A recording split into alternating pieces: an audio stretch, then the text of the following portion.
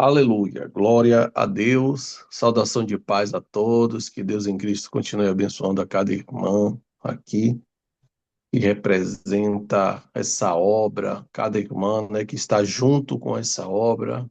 Para todos, né, eu acredito que todos me conhecem, sou o pastor Ângelo, né, resido aqui na Itália, vai fazer 4 anos, e é uma honra estar aqui com vocês mais uma vez, e agradeço a Deus pela confiança, né, pela confiabilidade de estar, né, me responsabilizando esta incumbência de ministrar a palavra de Deus. Eu quero louvar a Deus, né, pela irmã Isabel, né, que Deus continue te abençoando, minha irmã.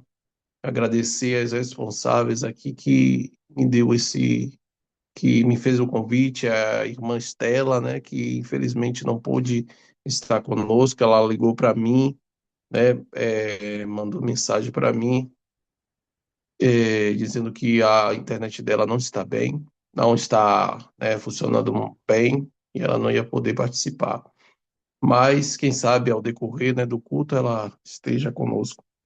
Irmãos, eu vou ser bastante sucinto na palavra, né, até porque ela me falou, né, que é rápido por causa da intercessão, da oração. Então, eu quero deixar uma reflexão aqui para os irmãos. E eu sei que Deus ele vai falar com os irmãos. Peço às irmãs da intercessão, não vou ficar, né, logo após da mensagem, eu vou ter que sair. E peço às irmãs que apresente a irmã Fabiana, eu acredito que as irmãs que estão aqui já sabem, porque a irmã Estela, né, sempre está orando, né, está com as irmãs aqui em oração. Eu peço que continue intercedendo pela vida da irmã Fabiana, ela teve um acidente gravíssimo ali aqui na estrada, né, na pista, foi atravessar e o carro pegou ela e quebrou o pé. E eu, né, tive ali dando socorro, ela, né, pedindo pela vida dela, mas graças a Deus, Deus, ele é fiel. O laço se quebrou e ela escapou. O diabo queria ceifar a vida dela. A gente já tinha uma programação, que ela sempre está conosco aqui nos cultos, domingo. E a gente tinha programação, né, de ir ao monte, de orar, de fazer algumas coisas que infelizmente não deu para fazer, que foi até no final do ano. Mas foi interrompido, mas Deus está no controle de todas as coisas, independente, né? Nós fazemos o plano, mas a resposta vem da boca do Senhor. Então, guarde seu coração, nada saiu do controle de Deus. Nada saiu, irmãos, do controle de Deus. Tudo está no controle do Senhor. A Bíblia nos diz que todas as coisas contribuem para o bem daqueles que amam a Deus. Romanos capítulo 8, 28. Então, vocês não podem ficar aí desesperados, achando que as coisas só vai piorar cada vez mais. Não.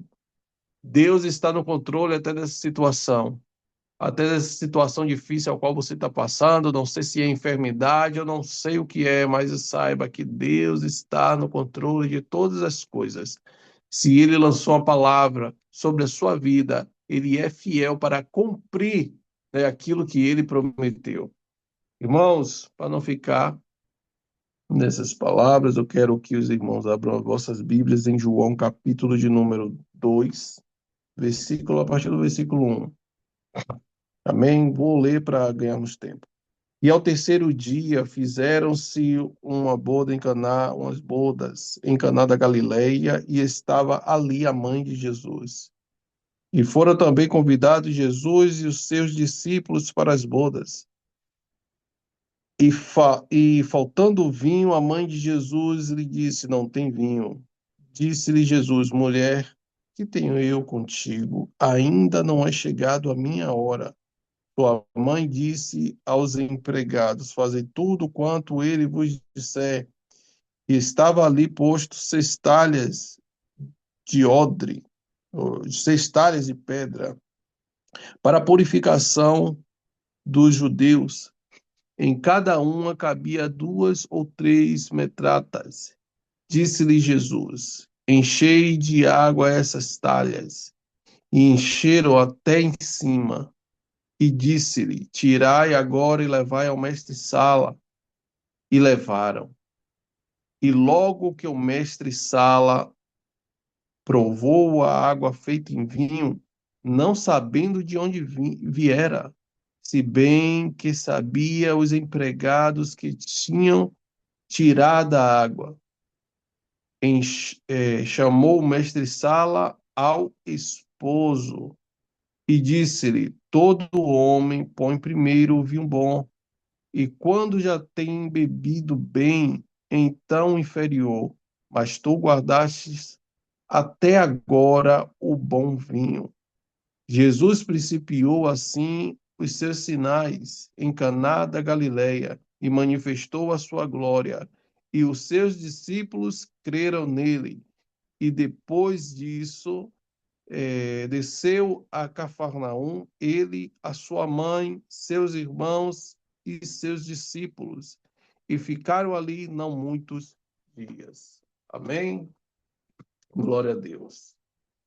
Aleluia, Jesus. Pai, toma direção. Fala, meu Deus, o que os teus filhos precisam, o que nós precisamos ouvir, Senhor, neste dia, em concordância com a oração que ora foi feita, Pai. Meu Deus, eu te peço que o Senhor venha consolar, venha exortar, venha falar o que de fato nós precisamos ouvir neste dia, Senhor, nesta manhã. Pai, eu sei que o Senhor, meu Deus, está, nós sabemos e entendemos que o Senhor está no controle de todas as coisas, por isso confiamos em Ti, Senhor. Toma direção, meu Deus, em nome do Senhor Jesus. Amém. Glória a Deus. Aleluia.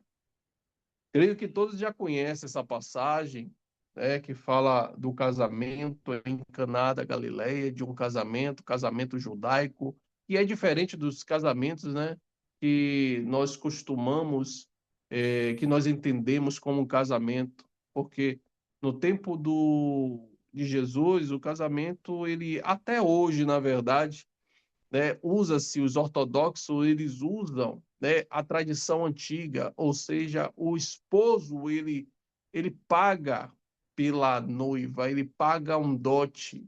Quando ele se interessa por uma mulher, ele paga tipo um dote, um contrato, que ele, né, ali paga um alto preço, e a Bíblia nos diz lá em Mateus capítulo de número 25 a respeito do casamento, né? Que as noivas, ela fica esperando com o quê? Com um candeeiro, com a lamparina e com azeite. Claro que a Bíblia fala em dois tipos de pessoas, a prudente e as nécias, né? Dois tipos de noivas, prudentes e as nécias.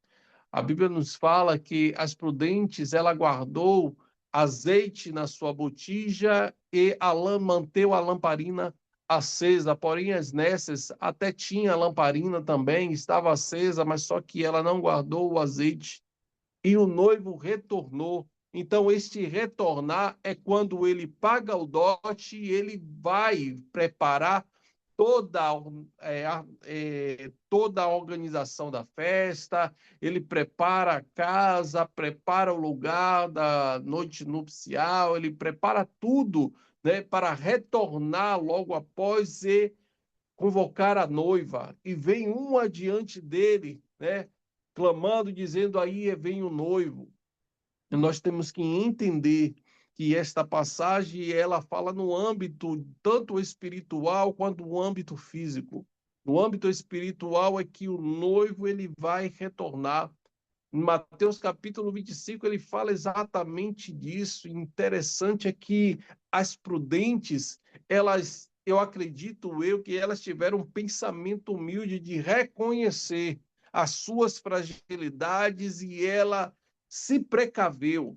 E é isso, o problema de muitos irmãos é que muitas vezes a gente se acha, tem muitos que se acham crente demais, tem muitos que se acham autossuficientes só pelo fato de levantar a mão ou de declarar com sua boca que aceitou, que aceita Jesus e louva a Deus e glorifica a Deus, acha que é suficiente, mas nós temos que ser contínuo. A Bíblia nos diz que temos que ser firmes e constantes, sempre abundantes na obra do Senhor.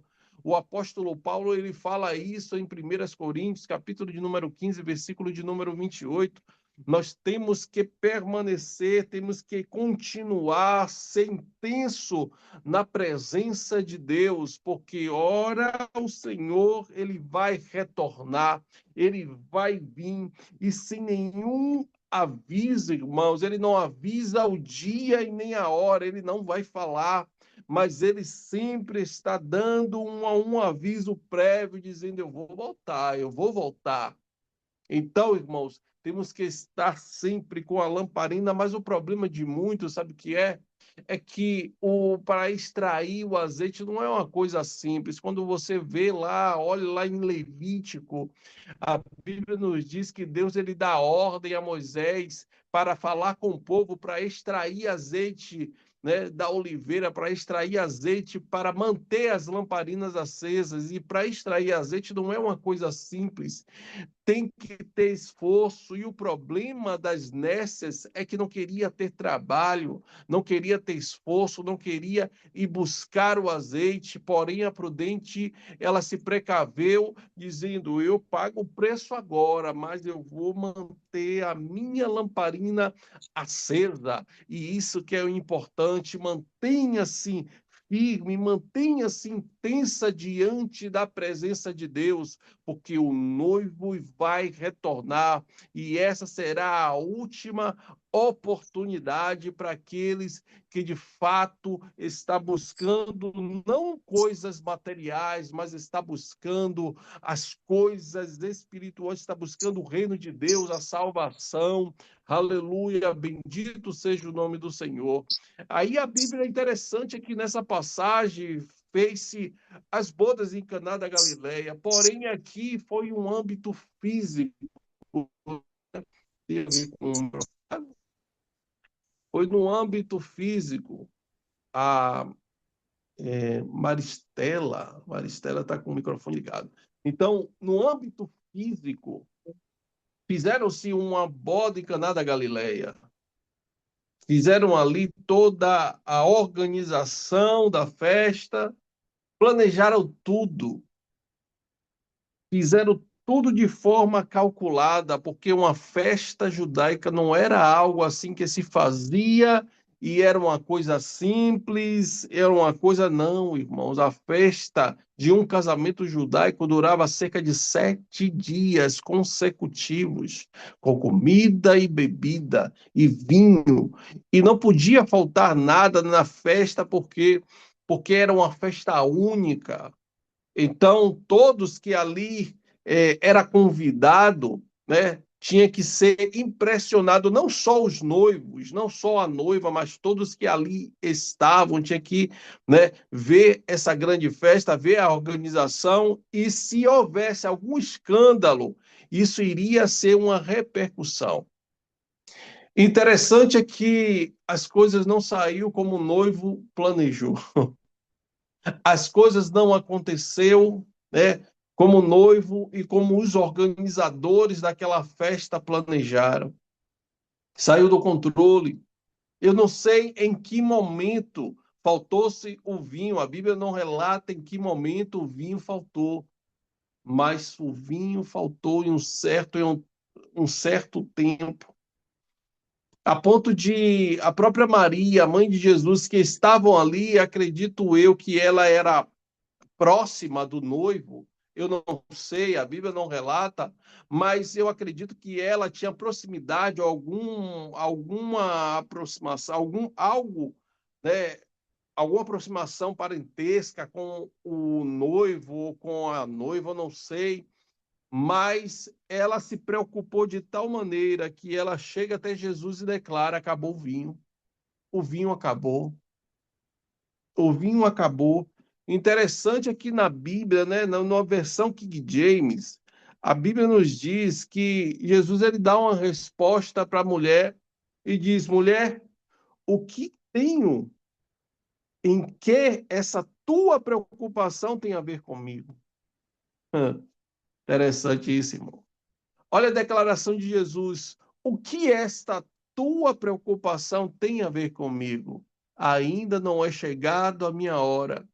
Parece uma resposta de desprezo.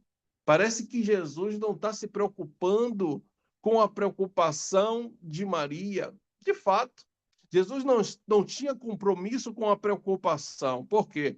Porque tudo fazia parte do plano. Ei, irmão, deixa eu te falar uma coisa. Deus ele não tem compromisso com a sua ansiedade, com a sua preocupação, porque ele bem sabe o que deve fazer. Aleluia. Ele sabe o que tem que fazer. Ele sabe que tem que fazer algo extraordinário, mas só que ele declara uma coisa: ainda não é chegado o meu tempo. E você tem que entender isso. Ele não falou que não iria fazer. Ele só disse: não é chegado o tempo. Eu não tenho nada a ver com a tua preocupação. Eu não tenho nada a ver com a tua ansiedade. Eu não mandei você ter ansiedade, eu só mandei você confiar. Confia. Confia, confia no Senhor de todo o seu coração. Como diz em Provérbios, capítulo 3, versículo de número 5, confia no Senhor de todo o seu coração e não se estribes em teu próprio entendimento. Reconhece ele em todos os teus caminhos e ele endireitará a vossa vereda. Não seja sábio os seus próprios olhos. Teme ao Senhor e aparta-te do mal. Aleluia. Deus está no controle de todas as coisas. Eu vou insistir em dizer que Deus está no controle, minha irmã. Deus não saiu do controle, não. Ele sabe o que tem que fazer. Observe que em João, capítulo de número 6, a Bíblia nos diz que Jesus estava ali no deserto, juntamente com os seus discípulos, e chegou uma grande multidão até Jesus. E Jesus, para experimentar, Filipe disse: dá de comer esse povo aí. Como a gente vai fazer para dar de comer? Jesus faz uma pergunta: o que devemos fazer para dar de comer a esse povo? Aleluia. E a Bíblia vai nos dizer que ele fez isso para experimentar Filipe. E Filipe, ele observa e faz uma análise que 200 dinheiro não seria suficiente para dar a cada um pouco. Olha para isso. 200 dinheiro, ou seja, aproxima 200 moedas, essas dracmas, era uma moeda, era um salário, né, na moeda romana, ou seja, era um dia de trabalho. Uma moeda significava um dia de trabalho, ou seja, quase um ano não seria suficiente para resolver o problema daquele povo, ou seja, o esforço de um ano. Aleluia. E bom é quando os nossos esforços são limitados. O bom é quando os nossos esforços é, é limitado, irmãos. Por quê? Porque quando nós entendemos que as nossas forças não é suficiente, quando nós paramos e entendemos que não será suficiente, aí Deus entra em ação. Mas enquanto você continuar, Deus está só observando. Irmãos, eu por 4 anos aqui na Itália, tá? Minha esposa, minha filha aqui na luta para fazer a documentação, para fazer o permesso, e é 4 anos a gente tentando, e vai a um, não, advogado vai fazer, não, é tal pessoa, vai ajudar e tal, e nada. E tome-lhe dinheiro, dinheiro que a gente não tem, porque só minha esposa está trabalhando aqui, não é fácil, de vez em quando, né? Eu faço uma coisa aqui, outra ali, mas fixo mesmo, só minha esposa. Irmãos, a gente só tentando, tentando, tentando e nada. Quando foi na segunda-feira, olha, quase 4 anos, segunda-feira. Não segunda-feira, em dezembro, né? Foi logo no início de dezembro. A juíza, né? A juíza deu a sentença e ela liberou para fazer a documentação. Depois de 4 anos, nós entramos, né, com o advogado, e aí a gente aguardou no Senhor e falou: Senhor, até aqui a gente tentou, agora a gente não tem mais o que fazer. E aí a gente deixou na mão do Senhor. E quando foi em dezembro, a advogada ligou dizendo: a juíza deu a sentença e foi liberado para fazer o documento. Mas aí houve um erro no documento e eu tinha falado antes à minha esposa: não baixe a guarda, não baixe a guarda, continue. E aí deu um problema no documento. E aí a juíza tinha acrescentado uma letra no nome da minha esposa. Eu falei, aí eu disse a ela, eu falei com você, não baixe a guarda, porque há uma resistência no mundo espiritual, no âmbito espiritual, para se opor contra a vitória, a nossa vitória. E Satanás, ele sempre vai se opor, minha irmã, contra a tua vitória, mas não baixe a guarda em momento algum. Deus, ele sabe o que deve fazer. E ali a minha esposa continuou, né? Nós continuamos orando. E quando foi na segunda-feira, a advogada, né, mandou a mensagem novamente dizendo: já foi corrigido. Aí, olhe que nós tínhamos ouvido, e isso aqui eu chamo a atenção dos irmãos, cuidado com o que você ouve. Nós tínhamos ouvido, eu tinha ouvido, né, de uma pessoa próxima a mim, dizendo: agora é esperar mais um ano para corrigir, vai voltar para juízo, você tem que esperar mais um ano. Eu, não, Jesus, não, não, não, não, não aceito isso, não. Não aceito, Senhor. E orei ali, intercedi, repreendi na hora, irmão, na hora.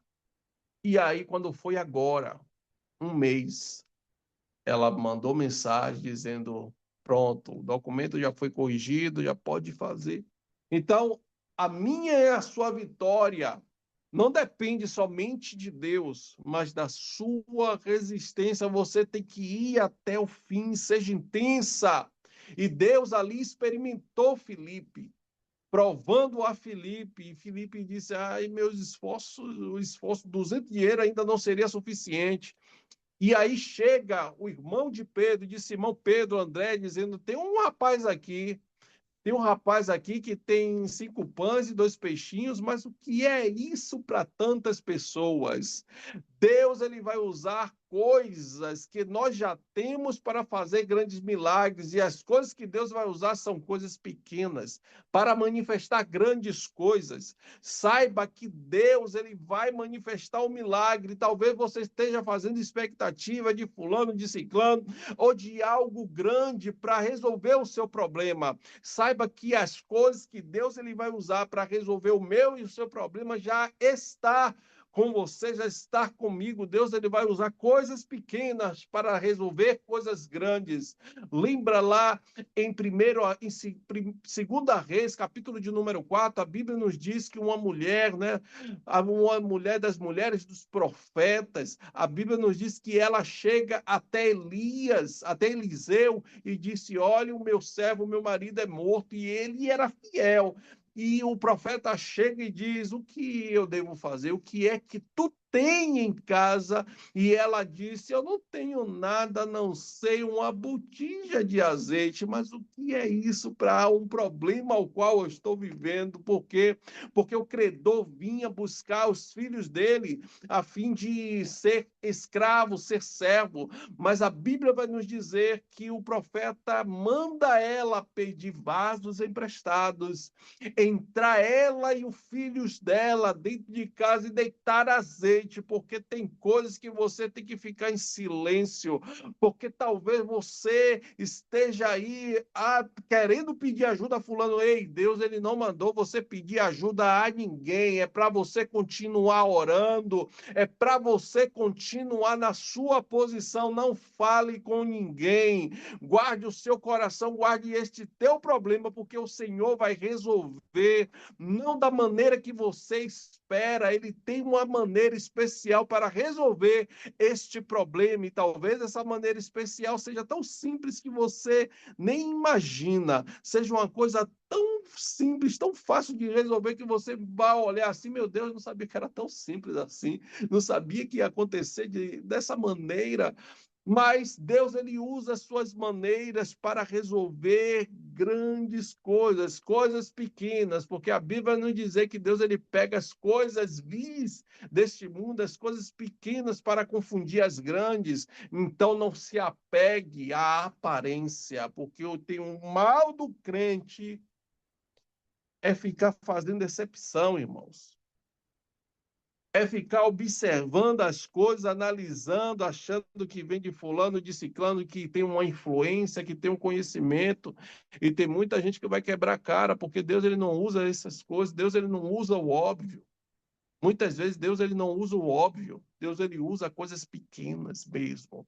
E nesse ano de 2026, temos que pedir ao Senhor discernimento de espírito para entender o trabalhar de Deus.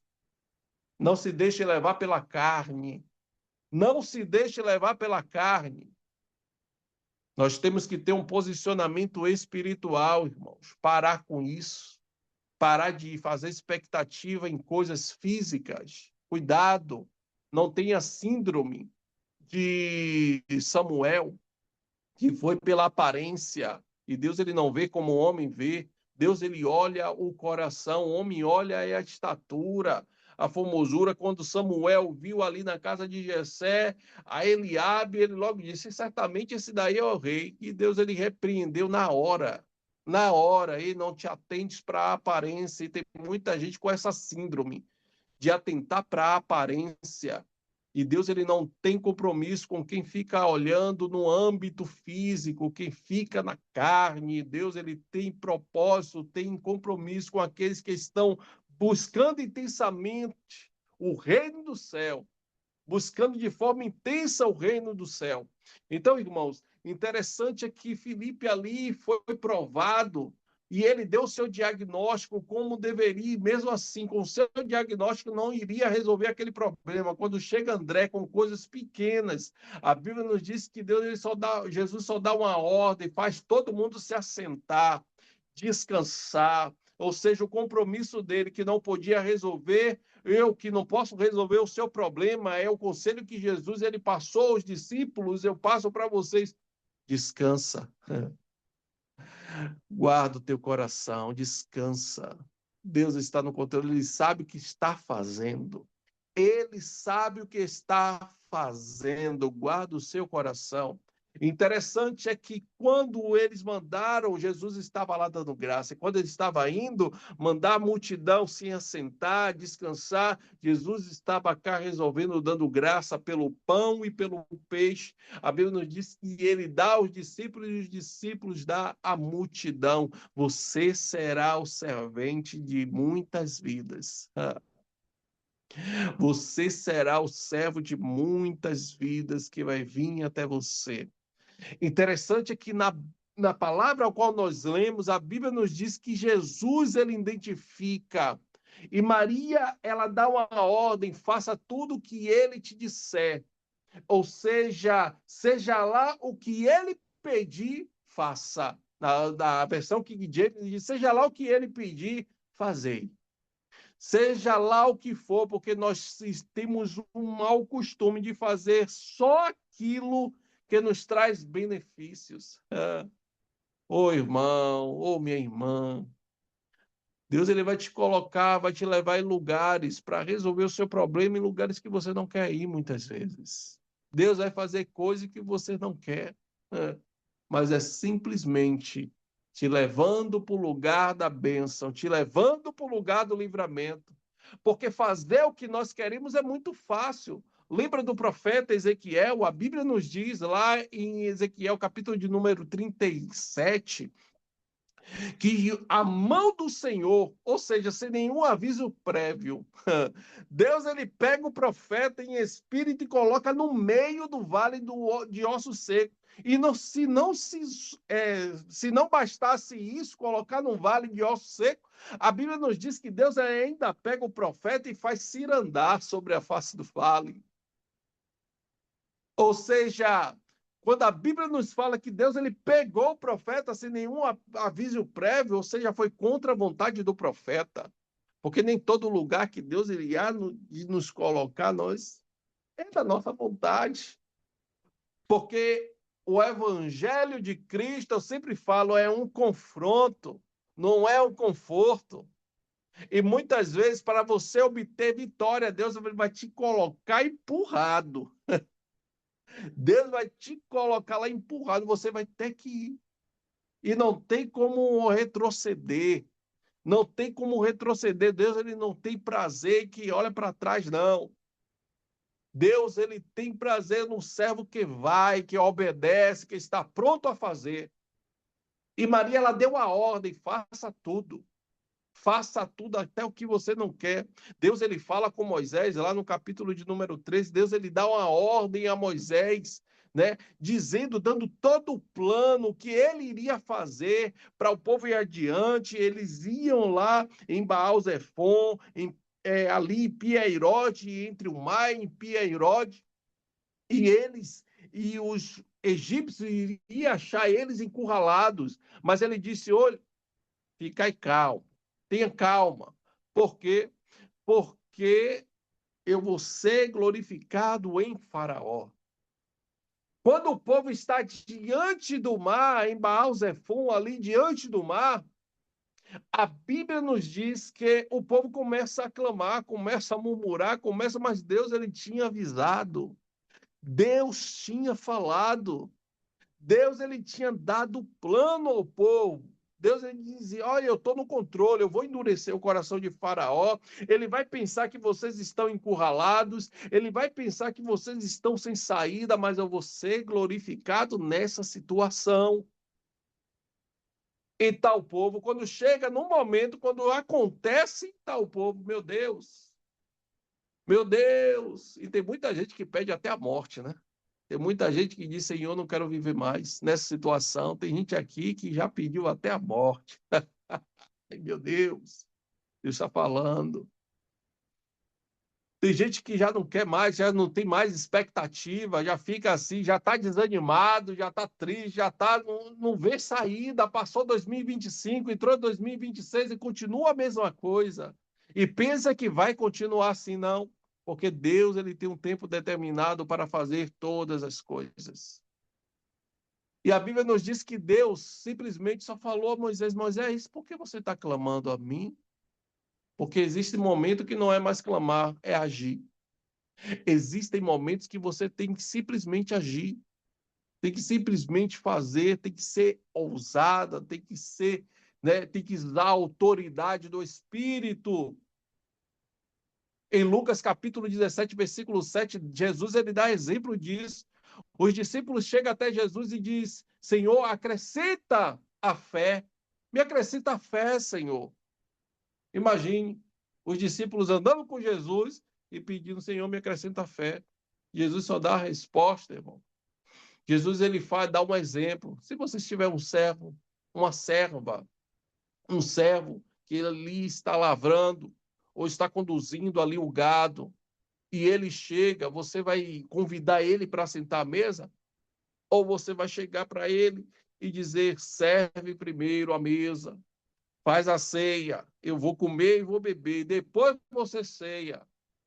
E aí Jesus disse, e vocês vão dar, e vocês, tendo o servo, vai dar graça a ele por ele ter feito o que você mandou? Creio que não. Aí Jesus, ele vem com uma resposta reveladora. Ele diz, o servo que faz somente aquilo que foi mandado, ele é inútil, porque ele só fez aquilo ao qual foi mandado. E tem muita gente que espera lá, ô Senhor, me dá uma resposta, e não faz nada. Não faz nada, não toma uma atitude, não usa autoridade, não profetiza sobre este vale. Ei, Deus, ele te deu autoridade.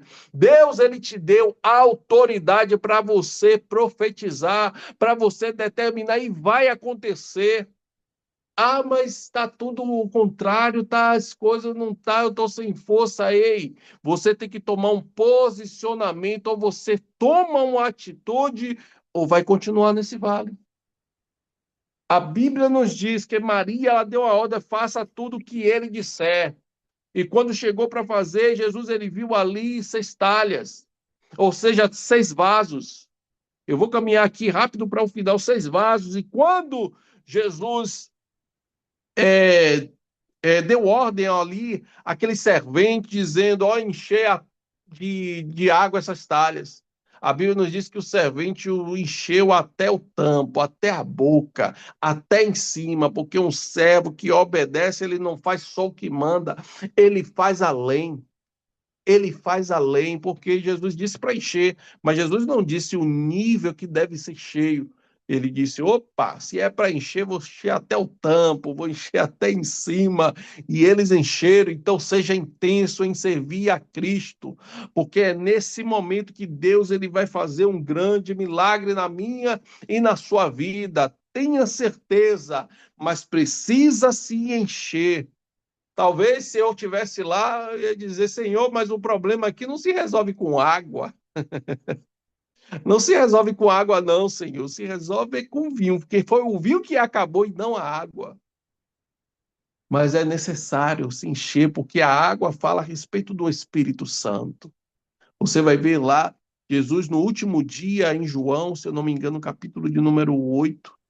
No último dia da festa, Jesus se coloca, da festa ali dos tabernáculos, Jesus se coloca de pé e diz: quem tem sede, vem a mim, beba. E a Bíblia nos diz que ele falava a respeito do Espírito Santo. E interessante que os serventes ele encheu até o tampo, ou seja, seja cheio, seja intenso, busque, ore. A Bíblia nos diz que temos que orar sem cessar. Nunca será suficiente orar, irmão. Nunca será suficiente orar. Tem que ser intenso, tem que ser intenso, tem que buscar mais. Se você está orando, ore mais. Orar, irmãos, tem que ser uma intensidade muito grande. Não pode ser um raso, um Senhor, obrigado por tudo, amém. E tem gente, irmãos, que tem uma vida tão corrida que não tem mais tempo, que não tem mais uma vida de oração, uma vida de busca. Seja intenso, seja intenso. Ponha na sua mente que orar uma hora não é o bastante, não é suficiente. Tem que ser intenso na oração, tá indo para o trabalho, vá orando, tá lavando os pratos, ore, fale com Deus, não fique pensando nos seus problemas, fale com Ele. Amém? E a Bíblia nos diz que é um milagre, Jesus ele não falou nada. Jesus ele não disse que ia fazer, não, eu vou fazer assim, assado. Não. Jesus só deu uma ordem, pegue e leve para o mestre-sala. Jesus não deu graça. Jesus não precisou fazer uma oração, porque quem obedece é um instrumento do milagre só na sua obediência. Só na sua obediência, não precisa Deus ele dizer nada. Só na sua obediência e fazer tudo o que ele te manda, o milagre vai acontecer. E ele pega ali a água feita em vinho, talvez tivesse ali dizer, pô, dá água ao mestre-sala, que era o ornamentador, né, o organizador ali da festa, ele pega e leva, e o mestre-sala aprova. Agora, interessante aqui, eu encerro aqui, o mestre-sala não perguntou aos serventes, e a Bíblia vai nos dizer que o servente sabia de onde tinha vindo aquela água feita em vinho, mas o mestre-sala não sabia. Mas só que o mestre-sala ele não pergunta aos serventes, ele manda chamar quem? O esposo. Ei, saiba que você será o instrumento de milagre na vida de muitos, mas não espere gratidão, não espere reconhecimento, porque basta você ser instrumento, basta só você saber ter a sua convicção em que foi que te chamou, quem foi que te usou. Você não precisa ser aplaudido por homens, pelo contrário, você vai ser desprezado. O evangelho não fala a respeito de mim, de você, não. O evangelho fala a respeito de Cristo. Você tem que ser representante sem esperar reconhecimento de Deus. Interessante é que quando eles ali, né, falou tudo ali, chamou o esposo, quando ele terminou de falar, a Bíblia nos diz que ali se principiou os milagres de Jesus e a sua glória, e os seus discípulos creram nele. E basta, irmãos. Basta só você ter convicção. Vai ter pessoas que, de fato, vai reconhecer o seu ministério, mas a maioria não vai reconhecer. Tenha isso no seu coração e não se decepcione. E os discípulos ali, Jesus saiu e foi para Cafarnaum e não ficou ali muitos dias, mas também foi com ele Maria, seus filhos, Maria, os irmãos de Jesus e os seus discípulos. Ei, não se apegue à bênção. Deus vai fazer o milagre, vai, mas não relaxe. Aonde Jesus te mandar ir, vá. Aonde ele for, aonde você estiver, esteja com Cristo. Aonde você estiver, continue orando. Não se amedronte, não se relaxe com a bênção. Porque tem muita gente que não, eu não vou entrar na guerra mais não, porque Deus ele já me ajudou aqui, eu vou baixar minha guarda. Ei, Deus te chamou para uma guerra e essa guerra ela não para. Neste momento, enquanto eu estou pregando, está tendo uma guerra, uma resistência espiritual tão grande, irmãos. No mundo espiritual está tendo uma guerra ferrenha. Então, irmão, não baixe a guarda. Deus ele está contigo e ele vai fazer um milagre na sua vida em nome do Senhor Jesus. Amém. Guarde essa palavra no seu coração em nome de Jesus. Amém. E eu agradeço até aqui, me ajudou o Senhor, agradeço a minha oportunidade em nome de Jesus. Amém.